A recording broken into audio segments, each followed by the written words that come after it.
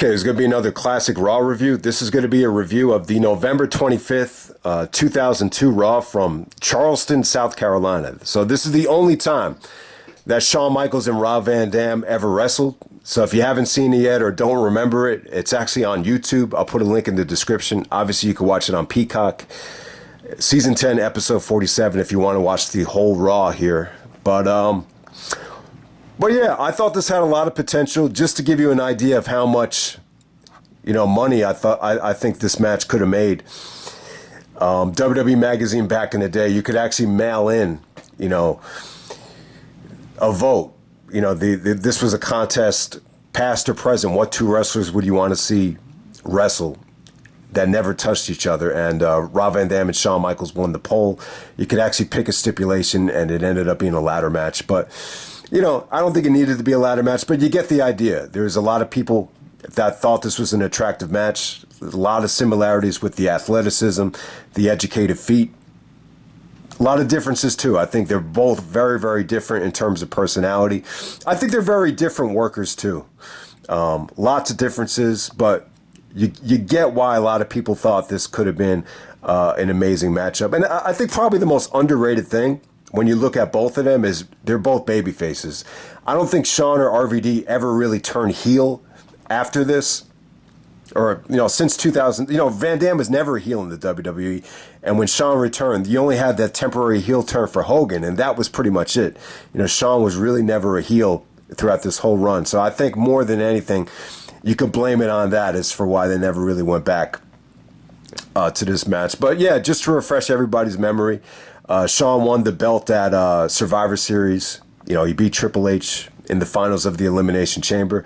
Shawn and Rob didn't touch in the Elimination Chamber. A lot of people were looking forward to them mixing it up, and they never got a chance to touch in the Chamber match. Triple H actually did hurt his trachea. Van Dam actually crushes his trachea when he comes down awkwardly on the frog splash from the Chamber. So Triple H is not on Raw the very next night, and there was a rumor that he wasn't going to be on this Raw as well. So that might have a lot to do with why they kind of rushed this match. So Van Dam actually wins a number one contenders match. It's a triple threat with Jericho and Booker T. So Van Dam wins that. There was a segment where Shawn actually wishes him luck. He says he was pulling for him. And then, right before the match, Shawn actually hunts Van Dam down. Van Dam is actually stretching, and when Shawn sees him, he's like, "Oh, Gumby." And he's like, "Rob, I just want to tell you, I think you have an amazing gift, but there's just one thing I think you're missing." And then Van Dam's like, "Well, enlighten me." And then he just slaps him across the face, and then Van Dam slaps him back. Pretty hard slaps. And then Shawn goes like, "Now you're speaking my language, kid." So yeah, I guess I didn't realize this at the time, but there is a segment on YouTube where Bruce and Conrad were talking about how, Jericho and Stephanie, to be exact, were a little bit disappointed in Van Dam's lack of excitement about wrestling Shawn Michaels. I don't think RVD is that guy. I don't think he's the type of guy that Jericho was and is going to fully embrace, wrestling your childhood idol. Then at the same time, I think everyone needs to keep in mind as well, they're coming off of that tour in India. So this is almost like a little, mini plane ride from hell. Only this time, a lot of guys ended up getting sick because of the bacteria in a lot of the food in India. So keep that in mind. Obviously, I don't think Van Dam's energy level was probably that high. I mean, who would? I mean, anybody coming back from a flight that long, I think you got to cut them some slack. I don't think Shawn was wrestling full time, and I'd seriously doubt. I don't think he went on that tour, if my memory serves me correctly. So. But, in terms of the actual match, I thought it was cool. I mean, it's the only time they ever wrestled. You just kind of appreciate it for what it's worth. They went out there, they did their thing. Not an overwhelming crowd, not an overwhelming reaction. But it was good. You heard HBK chants, you heard RVD chants. Shawn ended up playing more. I think Shawn ended up selling more than Van Dam here. He took more of your generic heel bumps. He went to work on the leg. He put on the figure four. The most exciting sequence of the match is when Shawn was teasing the super kick. Van Dam counters it into a spinning heel kick, goes for the Rolling Thunder. I think Shawn actually blocks it, does the elbow drop. Van Dam gets out of the way, and then he puts Shawn in a backbreaker. Shawn's still selling the bad back. And then Van Dam goes for the frog splash on the back, on the injured back. And then Triple H comes out of nowhere, pedigrees Van Dam, kind of getting his revenge on Van Dam for the trachea spot. And then you get a great confrontation between Triple H and Shawn, just lots of great punches. Ultimately, Triple H does the backbreaker on the chair, the Shawn Michaels, to lay him out to set up the Armageddon match. But yeah, I mean, I got to say, pretty good match. I was disappointed at the time that, they didn't continue the story of this going into Armageddon. They had a number one contenders match the very next week on Raw, where Shawn's the special guest referee. Triple H wins, and it's just Shawn versus Triple H at Armageddon. I felt like if you did a triple threat at Armageddon, you continue, Shawn and Rob, working together. And then at the same time, I thought you had a great story too with, the whole trachea situation. I definitely think you had a really good story there. And I don't know, the fact that it wasn't a triple threat and Rob Van Dam is actually at the WWF New York restaurant, which at the time was called The World. I found that kind of depressing. And it's almost like Van Dam ended up getting punished for hurting Triple H in that match. But yeah, that's pretty much it. I mean, how does everyone feel about it? I mean, do you think this was a blown opportunity for the WWE? Do you think this should have been on a bigger stage? Do you feel like it was rushed? I don't know. Maybe this was, maybe it should have been on Raw. Maybe there just wasn't a lot of, chemistry there, between Shawn and Van Dam. Obviously, I don't think either guy felt it. I don't think Van Dam is the type of guy to push and politic, to wrestle his idol. And on top of that, I don't think Van Dam really looked at Shawn the same way Jericho did. I think Jericho really was the type of guy that actually grew up, idolizing Shawn. I think Van Dam is a totally different cat, so I think that has a lot to do with it. Shawn did state in an interview that he felt like a lot of guys just weren't adapting well. There's an RF video shoot with Shawn where he talks about how, I think Robbie Feinstein actually asked him, how do you feel about Rob Van Dam? Have you seen his work? He said, oh, yeah, he's good. He's good. He's really good. He's cool. He kind of, you could tell Shawn was definitely amazed at Van Dam's style from that interview. But it felt to me like once he had the chance to work with him, like he just wasn't that impressed to the way he was adapting. The quote from Shawn was that he just felt like a lot of guys weren't adapting well that had been wrestling the ECW style. He didn't call out Van Dam by name, but he just said, the ECW style, it's a totally different style. And I kind of get what he's saying. And it's almost similar to his criticism of Luger. I think Shawn was stated as saying that Luger punched like a girl.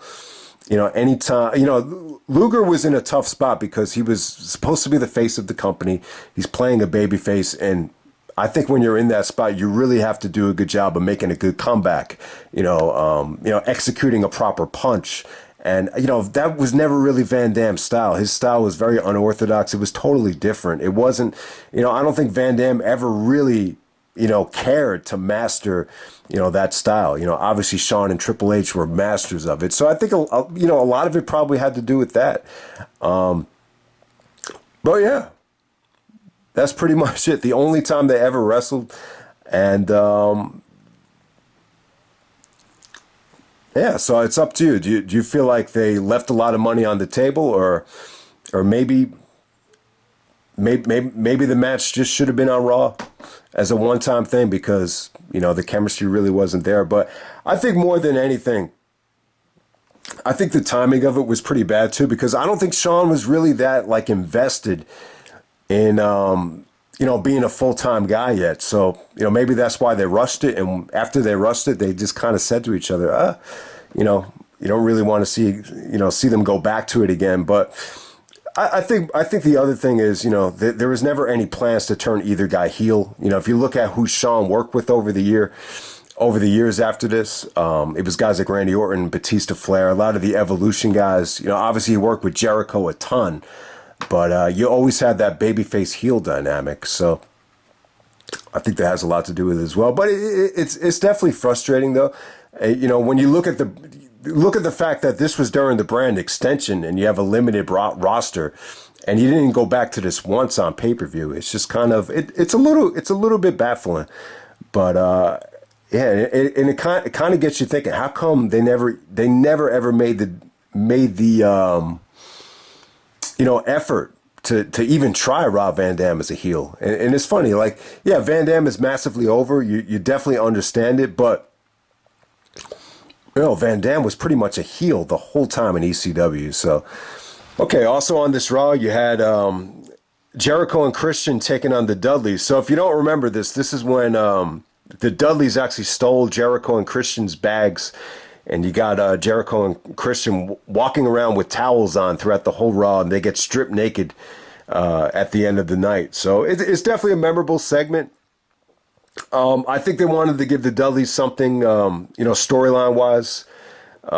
Devon had just reunited with Bubba at Survivor Series, so the Dudleys were pretty, rejuvenated at that time. They actually kick off the show with the tag team title match. It got restarted a couple times. It was actually Chief Morley that ordered it to be restarted like 2 or 3 times. But yeah, a pretty good match. Definitely the second best match on the show. And Jericho ends up winning with the Walls of Jericho after him and Christian cheat on that final fall right there. They're actually celebrating with the towels. I think they came out of the shower and they're celebrating with the alcohol. They're Terry's trying to interview him, and they pour liquor all over Terry. But when they get to the back, the Dudleys actually steal their bags. So it's a pretty funny segment. Later on in the night, Jericho and Christian are looking for their bags. They're trying to steal clothes from other guys. I think Jericho tried to steal Rico's, cheetah outfit. But later on in the night, it's pretty funny. Bubba and Devon are going through the bags, and they have, they're bringing out everything that was in their bags. And the most memorable thing was ass cream. He's like, "What are you guys doing with ass cream?" And, you got some pretty funny back and forth with Jericho trying to deny the fact that he uses the ass cream. And then, from behind them, Spike comes out of nowhere. So Bubba says, "Spike, get the towels." And then I don't know if they were fully naked. You'd have to, ask someone that was there in the crowd, but they get stripped naked. But it was a funny segment. It was a funny storyline. I think the highlight of the whole night actually came when Christian was talking about getting shrinkage. He was telling Jericho, he's like, I'm a little bit worried. The little general is about to get shrinkage, because he just came out of the shower. And then Jim Ross says, "Oh, the little general." But hey, pretty funny segment right there, and really, really good opening match to start off the night. Also on top of that, you had a Maven and Chris Nowinski, kind of, the two guys from Tough Enough going out of here. They didn't get the chance to actually wrestle. Nowinski cuts a heel promo talking about how Maven should have won Tough Enough, and the only reason he won is because, you were trying to get sympathy because your mother had gotten sick. I tell you, I remember that like it was yesterday. I must have taped that because I knew exactly what type of facial reaction was coming from Maven. So there we go with that. Another really good Victoria and Trish match. Victoria was champion here. I thought her and Trish had a really, really good match. At the end of it, Stevie Richards and Victoria unite. It's almost like they were trying to go for some kinky, rough sex type of thing with the gimmick right there, with Stevie actually licking Victoria. So yeah, that started the whole. I think at this time you had Victoria and Stevie Richards as more of an item at that time. Also, you had Stevie Richards actually taking on Test. This is when Stacy was doing the testicles thing. Also, you had William Regal and Lance Storm defeating Jeff Hardy in the Hurricane. Storm actually wins with the sharpshooter. Jerry Lawler said, "Does every Canadian have to win with the sharpshooter or use the sharpshooter?" But yeah, I do want to mention this. Booker T actually got sick from India. He actually got a bacteria infection. So a lot of the food in India, you know, it wasn't safe to eat. You know, Jericho actually, it was reported that Jericho actually took a lot of snacks with him, like a lot of crackers, you know, stuff that was easy to bring on the plane as, you know, just away so he didn't have to eat a lot of the food. But William Regal actually did get sick, I believe, a couple weeks later, you know, really bad, you know, bacteria situation with Regal as well. But obviously he was able to suck it up and make it through this Raw. Also, he had another Kane versus Batista match. Can't wait to watch their match from Armageddon. But yeah, Flair actually comes out and is mocking Kane. Batista comes from behind. So Batista actually, I don't think he pinned Kane, but he basically, you know, beat down Kane with the help of Flair. Yeah, I just thought the Batista and Kane combination was a bad combination. And Kane's mask at the time, I just thought it looked a little cheesy. It just wasn't a cool looking mask. He didn't look like a monster. I just thought it looked a little bit, you know, I'm not going to say it to be mean, but I thought Kane's mask at the time looked kind of retarded.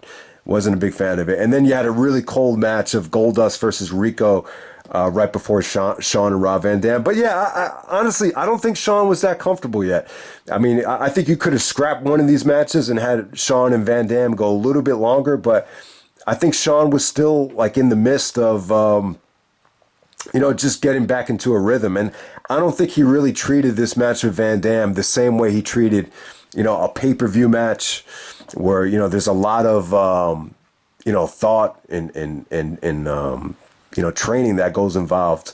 So that's pretty much it, guys. That's the best I could do here. I mean, you could think all day. You could investigate this thing up and down as to why this wasn't promoted on a grander scale. But I think the bottom line is, you know, I think playing politics is a huge part in being successful in the WWE. And if one of the guys isn't willing to push for himself, or he doesn't feel like it's, and the other guy just doesn't feel like it's that big of a deal, then it's not going to happen. But yeah, I mean, when you think about it though, Shawn, I think he left a lot of money on the table. I think there's a lot of guys that, you know, he could have worked with that he didn't work with. I mean, obviously he did get a chance to wrestle Jericho and obviously Triple H and Kurt Angle. I mean, there were a lot of guys that you did get to see Shawn have some really good matches with, you know, Orton and Cena as well. But there's a lot of guys that, you know, that he should have wrestled that could have been huge, you know, buy rates, like Shawn Michaels versus The Rock. I think timing,